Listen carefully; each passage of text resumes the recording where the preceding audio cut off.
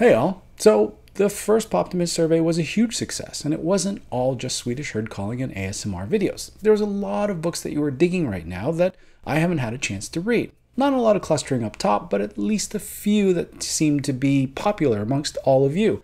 One of those was Trevor Noah's Born a Crime. Now, you probably know Trevor Noah as the person with the less than enviable task of filling in for Jon Stewart when he left The Daily Show back in 2015.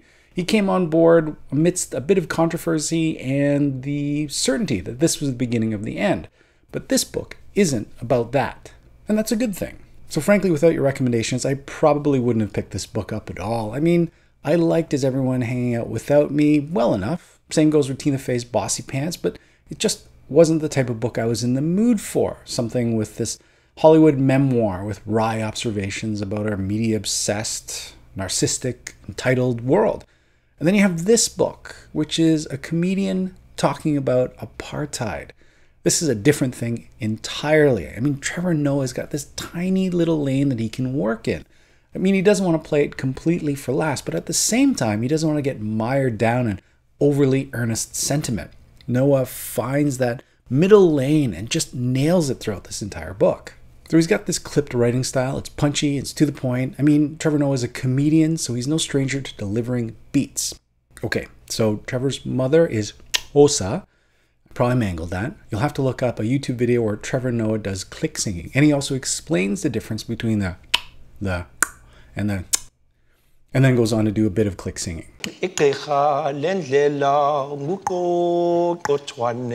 It's the new Swedish herd calling. So, Osa mother and Swiss German father. That means that Trevor Noah was in fact born a crime because interracial relationships were at that time illegal, punishable by up to 5 years in prison. That meant Noah's father never appeared on his birth certificate, and he was never walk with them in public. Trevor's mother would often leave him in the care of a colored woman and walk behind them as if she were a maid. If she couldn't find a colored woman to look after Trevor, she would walk with him, but never holding his hands, and if the police showed up, she would have to drop him and walk away as if he, as he puts it, were like a bag of weed. And Trevor was too light-skinned to be immediately recognized as black. His grandparents didn't know what to do with him. His grandmother regularly beat his cousins, but refused to lay a hand on Trevor.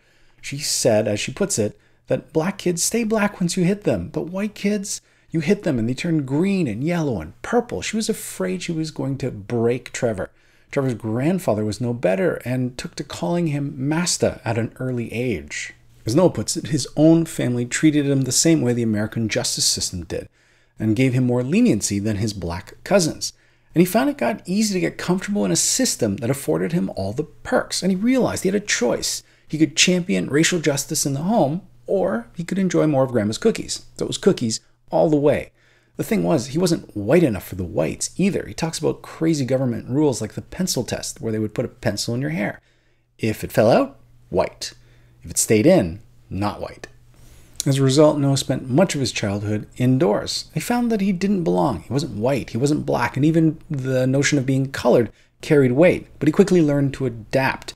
He used languages to slide across boundaries. Trevor Noah can speak English, obviously, Afrikaans, which is a derivative of Dutch, Xhosa, Zulu, Songa, and Tswana. So there's funny. Trevor talks about taking a dump next to his blind grandmother and a Hitler dance party, which you're going to have to read the book to get all the context. But at the same time, it talks about apartheid. It's perfect racism, as he calls it. It is the research of institutionalized racism around the world brought home. That was the forced removal of natives onto reservations, coupled with slavery, followed by segregation, all at the same time. Apartheid is a police state governed by a set of rules that ran over 3,000 pages in a book that weighed nearly 10 pounds. In that environment, it seemed inevitable that Trevor would turn to a life of crime. As Trevor puts it, crime does the one thing the government doesn't. Crime cares. Crime is grassroots. Crime looks for the young that needs support and a lifting hand. Crime offers internship programs, summer jobs, and opportunities for advancement. Crime gets involved in the community, and crime doesn't discriminate. But in the end, this is a book wholly dedicated and about Trevor Noah's mother, who is a force to be reckoned with, backed with the power of the Holy Spirit and a stubborn refusal to accept the status quo.